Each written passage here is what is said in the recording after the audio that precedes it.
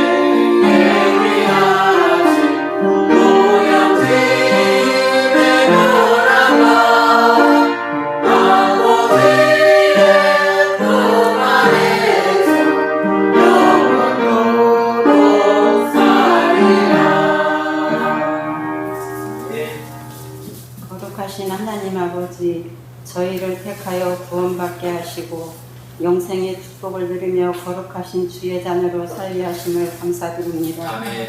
사랑의 주님, 이 시간 저희들이 주님의 성전에 모여 아버지께 마리아 여선의 2분기 헌신 예배를 드리고자 하오니 주님의 의가 충만히 나타나는 시간 되도록 은혜로 함께하여 주옵소서. 아멘. 용서의 주님, 먼저 저희의 죄를 사하여 주시기를 원합니다. 주님 주시는 은혜 가운데 영광과 찬송하며 감사하며 귀한 말씀을 받게 하시면서 은혜 받게 하시며 기뻐하시는 예배를 드리게 하여 주옵소서. 모든 것을 이끄시는 주님, 오늘 이 시간은 저희의 교회 마리아 여선의 회원들이 주님 앞에 헌신을 드리고 다짐하기 위하여 마음과 정성을 모아 예배드립니다. 주님의 기도를 본받아 언제나 기도하는 기도의 여선회가 되기를 원합니다. 섬김의 주님을 본받아 언제나 남을 섬기며 사랑으로 감싸주는 믿음의 여선회가 되기를 원합니다. 아멘. 저희 교회 여선회 회원은 한 사람 한 사람마다 주님의 은총을 더하여 주시어서 주님이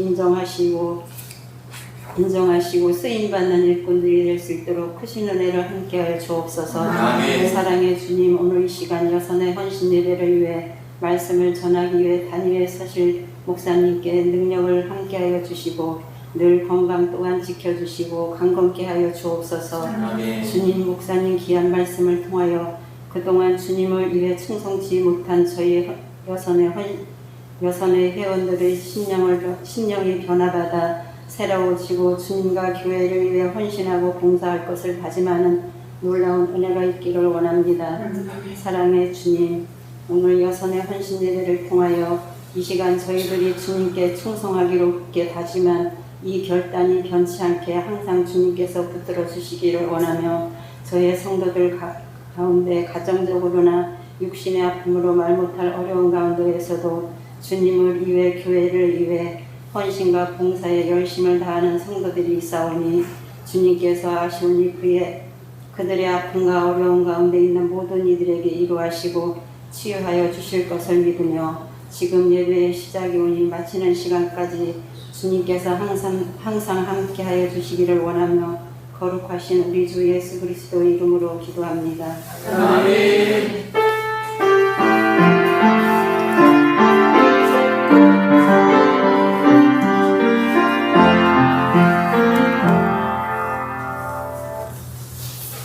하나님의 말씀은 창세기 6장에서 13절. 창세기 6장 13절.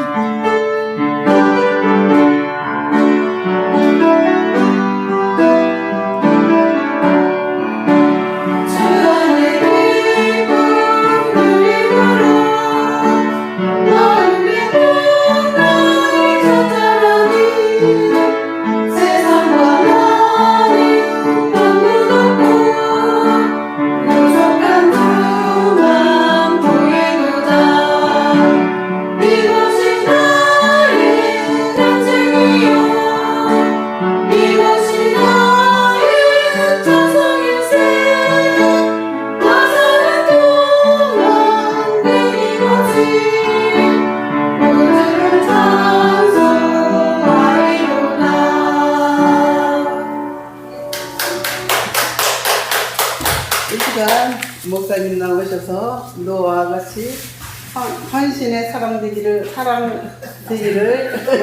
오늘 왜 이렇게 허접을 나오냐. 감사합니다. 죄송해요. 왜 이렇게 허접을 나오냐. 제가 우리 하나님 참 사랑하지만 우리 권사님들, 우리 성도님, 우리 집사님들 참 사랑합니다. 너무 귀하시고 너무나 좋으시고 감사해요. 오늘은 우리가 헌신을 다짐하는 자리로 이렇게 모였습니다. 분기마다 이렇게 헌신 예배를 드리면 내가 더욱더 주님 앞에 헌신함으로 나아가겠다라는 깊은 결심이겠지요.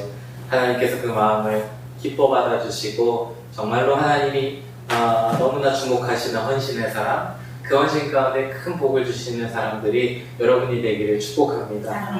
오늘은 제가 노아의 헌신에 대해서 다시 한번 끄집어 이야기를 해보려고 합니다. 오늘 본문 말씀에 보면 노아는요, 하나님의 마음을 알았습니다. 하나님의 말씀이 그에게 들렸고 믿었기 때문이에요.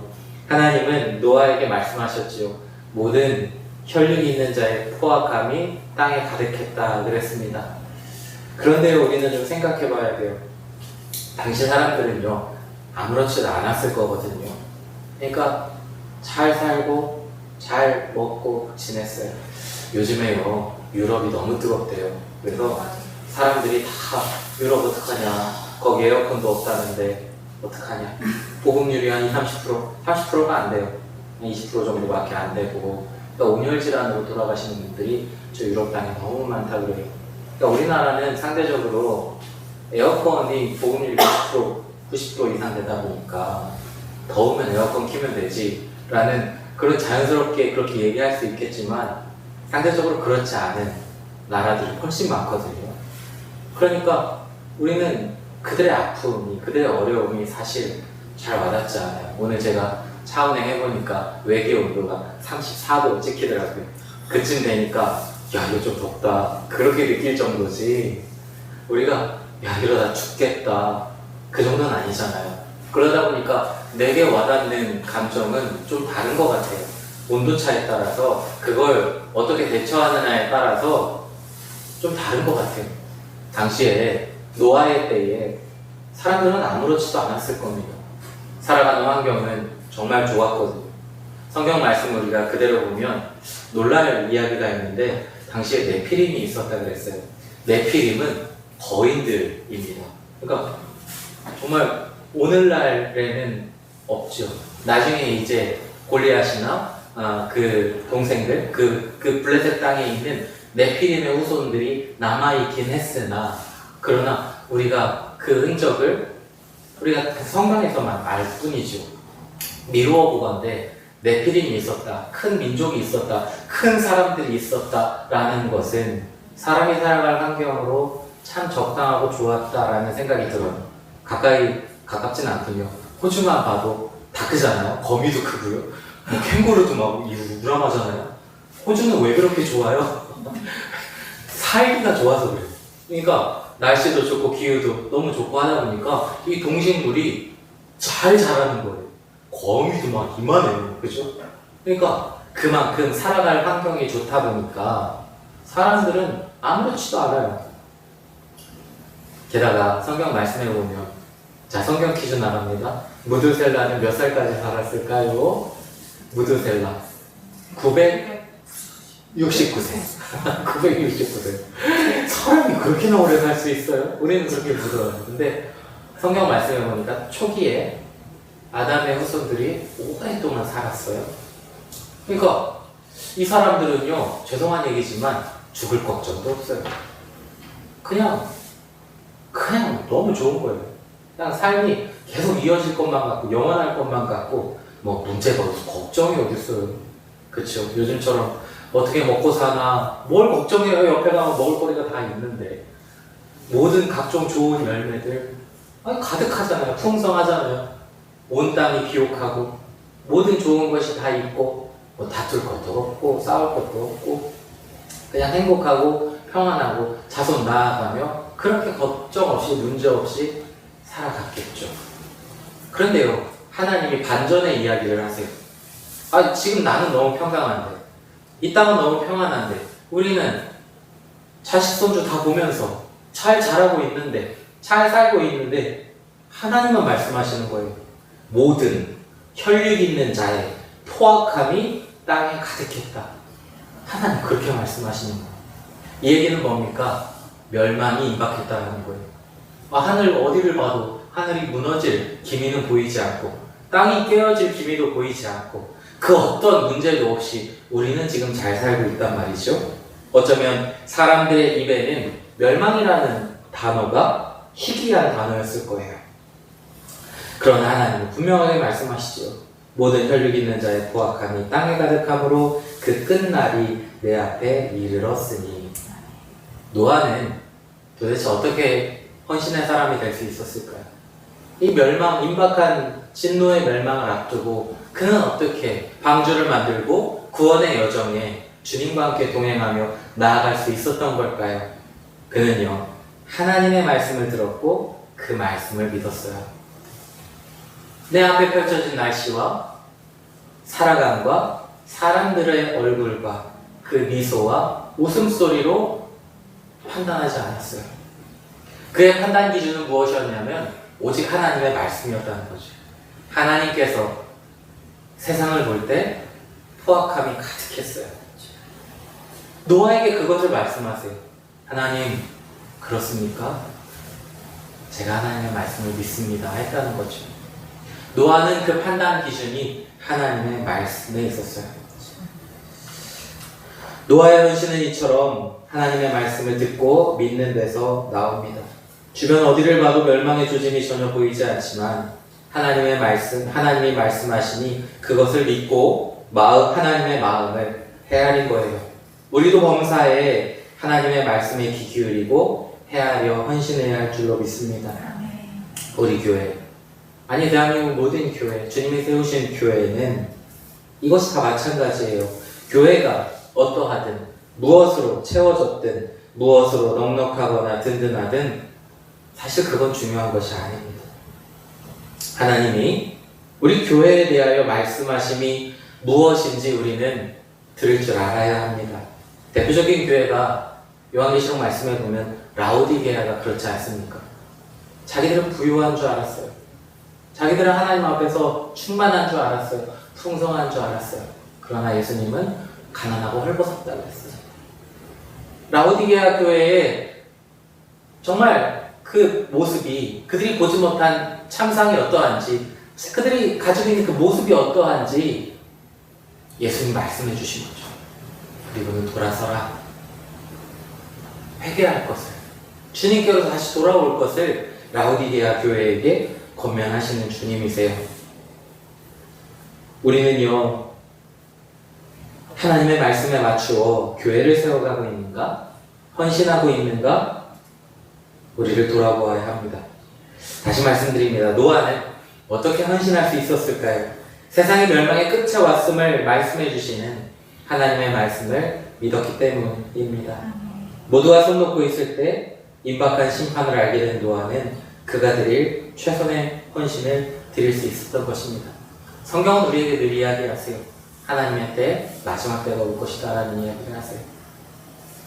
우리는 할 수 있는 대로 나아가 복음을 증거해야 해요. 우리의 가족들에게, 이웃들에게 이 복음을 전해야 해요. 오늘도 세상 사람들은 아무 일 없이 살아요. 나는 문제 없이 살아간다는 거예요. 나 건강하고 나 튼튼하고 나는 문제 없어. 그러나 어느 날 갑자기 그날은 오죠. 내 몸에 병이 들거나 내 자녀의 아픔이 있거나 내 인생 중에 괴로움이 찾아오면 아무 일도 없었던 평안함은 운대한 데 없이 사라지죠. 그러나 그것이 세상일 뿐입니까? 그렇지 않아요. 그와 같이 내가 생각하지도 않은 그때 인자가 오십니다. 하나님이 우리에게 말씀하신 그 말씀이 여기 너무 명명백백하게 기록된 성경의 말씀이에요. 세상은 평안하다, 평강하다 말하지만 우리는 오늘 이 말씀을 믿으며 하나님께 헌신합니다. 이 말씀을 믿으며 노아와 같이 방주를 짓는 심정으로 오늘 우리는 그날을 예비하며 복음의 말씀을 증거하는 거지요. 여러분, 우리가 하나님께 드릴 최선의 헌신, 그것은 하나님의 말씀을 믿고 그 말씀에 순종하는 데 시작됩니다. 자, 세상이 멸망에 임박했음을 말씀하신 하나님이 홍수가 임할 건데 큰 방주를 만들라고 하세요. 그런데 이 방주는 여러분도 아시겠지만 금방 만들어질 방주 아닙니다. 이 성경학자들은요, 노아가 방주 만드는 데 있어서 적어도 75년에서 100년, 그리고 많은 학자들이 성경을 빌어 그래도 120년은 걸리지 않았겠냐, 그런 이야기도 해요. 이 방주가 어떻길래 그런가 보니 오늘 말씀에 보면 너는 고페르 나무로 너를 위하여 방주를 만들되 그 안에 칸들을 막고 역청을 그 안팎에 칠하라. 네가 만들 방주는 이러하니 그 길이는 300규빗, 너비는 50규빗, 높이는 30규빗이라. 거기에 창을 내되 위에서부터 한 규빗에 내고 그 문은 옆으로 내고 상중하 3층으로 할지니라. 300규빗이라고 하면 대개는 약 135m 이상의 길이를 이야기해요. 혹자는 170m까지도 됐을 것이다. 왜냐하면 그 치수의 기준이 달라질 수 있잖아요. 네. 치수의 기준이 그때나 지금이나 다를 수 있으니까. 여러 가지 사료나 그런 것들을 통해서 어느 정도 맞추긴 하겠지만 정확하진 않으니까요. 그래서 사람들이 135에서 170m 정도 될 거다 그래요. 그 큰 길이, 그걸 채울 나무를요, 배에 맞게 맞추어서 붙여 나가야 되는 거예요. 게다가 이 배가 말씀 보니까 3층짜리라고 하지 않았습니까?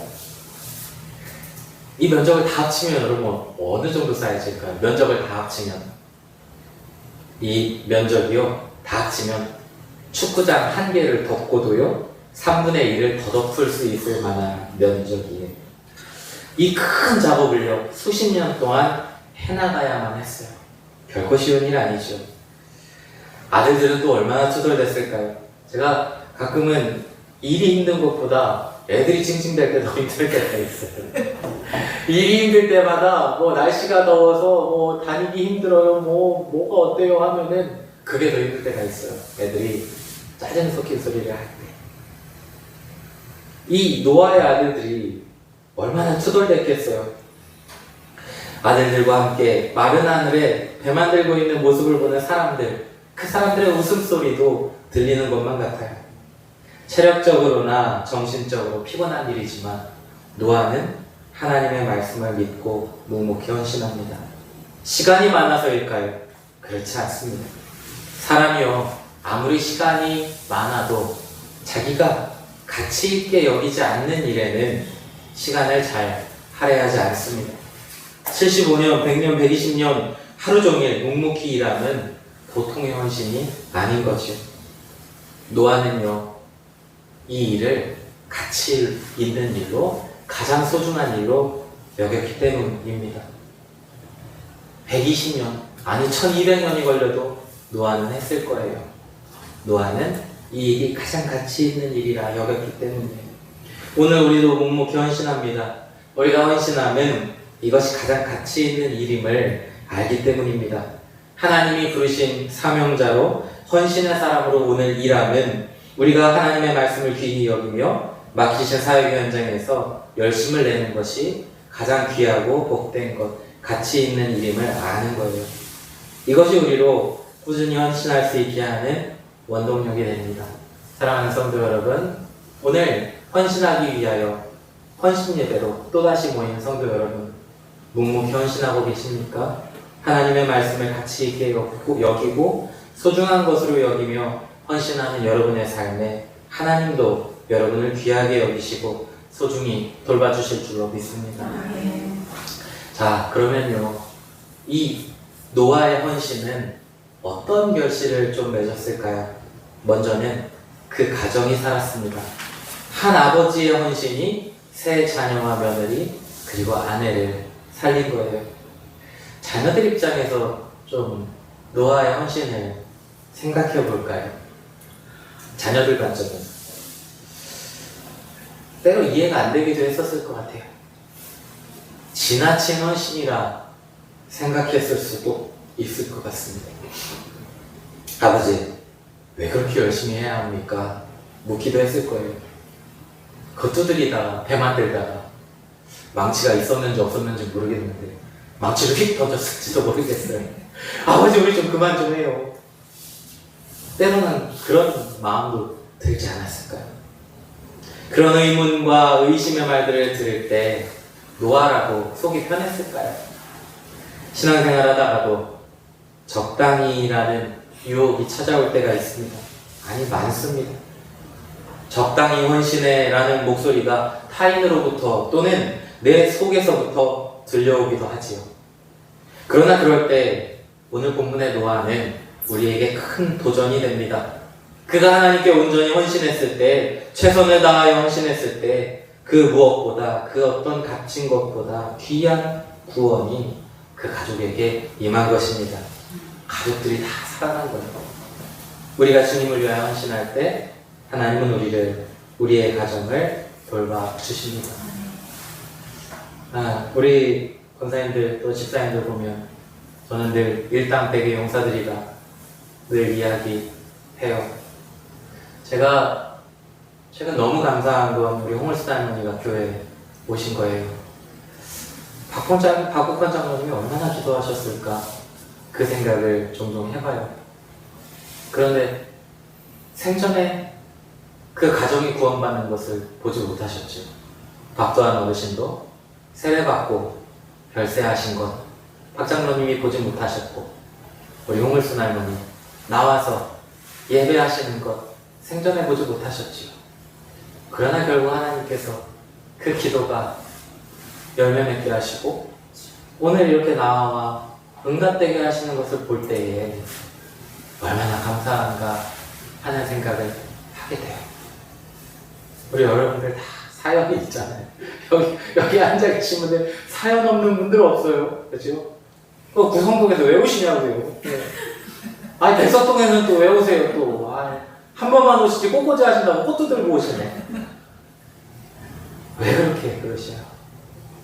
오늘도 가정을 위하여 기도하고 헌신을 드리며 하나님의 응답을 구하고, 하나님은요 결코 외면하지 아니하시고 노아에게 응답하신 놀라운 축복으로 임하신 것처럼 여러분에게도 그렇게 이루실 줄로 믿습니다. 네. 오늘 가정을 생각하며 내 삶을 돌아보며 믿음으로 고군분투하여 힘겹게 주님 앞에 헌신하고 계십니까?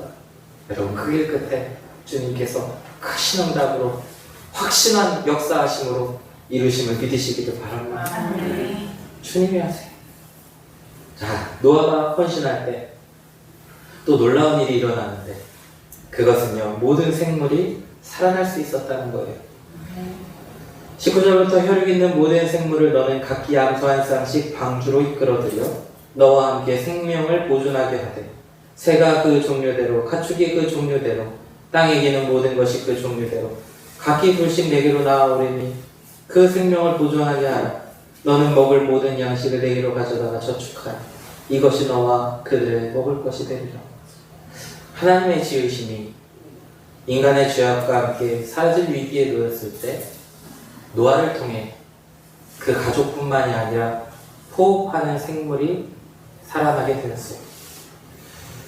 일본에 최악의 항공기 사고가 있는데 그것이 1985년도에 일본 항공의 JAL 123편 참사라고 합니다. 승객 인원 524명 중에 520명이 목숨을 잃었어요. 단일 항공기 최다 사망자였다 그래요. 이건 아주 일본 사회에 큰 충격을 줬습니다. 이 일이 있은 후에 일본 항공이 철저한 승무원 교육을 진행하는데요. 그로부터 39년 후에 2024년 1월 2일에 하네다 공원에서 JAL 516편이 그 여객기가 해상보안 정항공이랑 그 활주로에서 부딪혔어요. 여객기가 삽시간에 불이 붙었습니다. 이 비행기가 전소되는데 불이 다 옮겨 붙기까지 10분밖에 안 걸렸어요. 비행기가 불로 훨훨 다 타오르는 게 10분이었어요. 그러나 놀랍게도 39년 동안 다시는 이런 사고가 있지 않게 하리라. 승객들을 최선을 다해 지키리라 교육했던 이 승무원들이요. 379명의 탑승객 전원의 생명을 구할 수 있었어요. 이 승무원들이 사고가 나면 90초 내에 모든 승객을 대피시켜야 된다라는 게 있대요. 그런 규정이. 그 규정에 맞추기 위해서 철저히 자기의 노력을 다하여서 그들이 교육하고 훈련해왔던 거예요. 사람들이 왜 이전에는 생명을 다 잃었냐 보니까 자기 가방 챙기려고. 가방도 내리다가 길이 막혔다는 거예요. 승무원들이 사고가 나서 소리치는 겁니다. 가방 챙기지 말라고. 일단 밖으로 뛰어나가라고. 막 큰 소리로 소리를 쳐서 다 내보낸 거예요. 379명이 다 살았습니다. 10분 동안 불이 다 붙기 전에 다 빠져나간 거예요. 기적이다 그래요, 사람들이. 이건 정말 기적이다. 승무원들의 그 헌신이, 그 수고가 많은 사람들의 생명을 지킨 것입니다. 오늘 우리는 어떨까요? 나의 헌신은 내게로만 머물지 않습니다. 오늘 내가 하나님께 헌신할 때 그 헌신은 생명을 구하는, 그것이 한 사람을 뛰어넘어 나의 지경이 생명의 꼴로 가득해 하시는 역사로 나타납니다. 주께 헌신하는 삶의 행실 속에 세상이 변할 것이고, 내 가족뿐만 아니라 지역사회가 변하고 이 나라가 변할 것입니다. 여러분, 미국에 있는 유명한 이 야구 구단에서 성소수자들을 위한다는 이름으로 구장 내에서 LGBTQ 그 축제를 하도록 허락해 줬어요. 남자들이 여자의 옷을 입고, 여자가 남성의 옷을 입고, 옷은 또 그냥 옷도 아니고 다 찢어지고 다 노출이 있는 그런 옷들, 참 눈 뜨고 볼 수 없는 그런 옷들을 입고, 하나님이 홍수 후에 더 이상 멸하지 않겠다 약속하신, 생명을 보장하신 그 무지개를 퇴색시켜 6가지의 색깔로 깃발을 흔들고, 그들이 거기서 부패하고 더러운 축제를 했어요. 한국에도 그런 축제들을 하기도 하고, 축제라는 말을 붙이기가 참 괴로울 지경이에요. 가끔 TV에서 나오는 모습을 보면 너무 괴로워요. 저도 마음이 너무 괴롭고 너무 속이 상해요. 그런데 이 구단주가 야구 선수들한테 법을 정해놓는 거예요. 모자를 쓰는데 성소수자들을 상징하는 마크가 있는 그 모자를 쓰라는 거예요. 너희가 이 구단에서 뛰려면 그걸 쓰라는 거죠. 하나님을 잘 믿는 선수들이 어떻게 했을까요? 어떤 선수는 대놓고 그 모자를 쓰지 않았어요. 나는 하나님을 믿는 사람입니다. 모자를 쓰지 않았어요. 그 모자를 쓰지 않았어요. 어떤 사람은 그 모자에 이렇게 새겼어요. 나는 하나님을 믿습니다. 흰색 글씨로 나는 하나님을 믿습니다. 이게요, 이 선수들의 행동이요, 단지 그들에서만 머물지 않았어요. 이게 정치권까지 들어가게 됐습니다. 이것이 옳은 것이냐, 이것이 맞는 것이냐, 그것이 확산돼 가지고요, 나중에는 구단주가 사과를 하기에까지 이르렀어요. 작은 선수들의 행동이, 그 믿음의 헌신이 그들의 자리를, 그들의 나라를 변화시키는 일들로 나타나는 것이죠. 오늘 우리의 헌신은 내게만 머물지 않습니다. 나의 헌신함으로 인하여서, 노아의 헌신함으로 인하여 생명이 지켜지고 그렇게 간직되어진 것처럼, 나의 헌신을 통해 내 가정뿐만이 아니라 지역사회와 나라가 변하는 놀라운 은혜가 임할 줄로 믿습니다. 오늘날 사람들이 그토록 말하는 게 뭐지요? 교회 다니는 사람들이 너무 이기적이라는 거예요. 목사가 너무 이기적이라는 것입니다. 오해가 가득 담긴 이야기이기를 바라지만 간과할 수 없는 뼈아픈 얘기이기도 합니다. 우리의 삶에, 신앙의 삶에 헌신이 결여되어 있는 것은 아닌가 돌아보며 우리는 반성해야 합니다. 자, 이제 노아의 헌신을 다시 보십시오. 오늘 마지막에 22절에 노아가 그와 같이 하여 하나님이 자기에게 명하신 대로 다 준행하였더라. 노아는요, 하나님이 명하신 대로 다 준행했습니다. 하나님이 자기에게 명하신 대로라고 했어요. 하나님의 말씀을 내게 맞는 옷으로 리폼하지 않았습니다. 내게 맞는 집으로 리모델링하지 않았어요. 말씀대로 노아는 헌신했습니다. 저는 참 너무 재밌어요. 이 노아 얘기를 보면 너무 재밌어요. 상상해보면 동물들이 막 이렇게 나오잖아요. 그죠? 노아가 아마 당황스러웠을 것 같기도 해요. 여러분 안 그러세요? 우리 하집사님 꿩 잡아다 놓으라 그러면 잡으실 수 있겠어요? 꿩 한 쌍 배에 실어라 그러면 잡을 수 있겠어요? 사자 데려오라 그러면 어떻게 넣어요? 코끼리가 이만큼 문 앞에 왔다가 나 안 들어갈래 그러면 그거 어떻게 들 거예요? 생각해보면 그거 내가 할 수 있을까? 그런 생각이 들어요. 그런데 오늘 말씀해 보면 그 짐승들이 노아에게 나아온다 그랬거든요. 그러니까 하나님께서 그 동물들까지도 노아가 신경 쓸 거 없이 보내주시겠다는 거예요. 알아서 들어가게 하시겠다는 거예요. 도대체 어떻게 그런 일이 있을 수 있는 거지? 예수님 말씀하신 낙타가 바늘기로 지나가는 그러한 일보다 더 어려운 구원이 도대체 어떻게 이루어질 수 있는 거죠? 우리는 알지 못합니다. 그렇기 때문에 우리는 하나님의 말씀대로 헌신할 뿐입니다. 아멘. 나의 생각과 나의 바라봄과 나의 계획으로는 다 헤아려 알 수 없지만 하나님은 하나님이시고 하나님이 내 삶에 역사하시면 그 무엇이든 말씀으로 이루실 것을 믿기에 노아가 하나님의 말씀대로 준행하였더라 함과 같이 오늘 우리도 헌신하는 것입니다.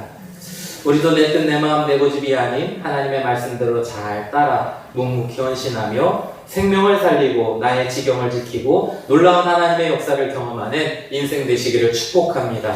우리 모두 노아와 같은 헌신의 사람 되기를 축원합니다. 아멘. 기도하겠습니다. 아버지 하나님 감사합니다. 다 같이 박수로 한번.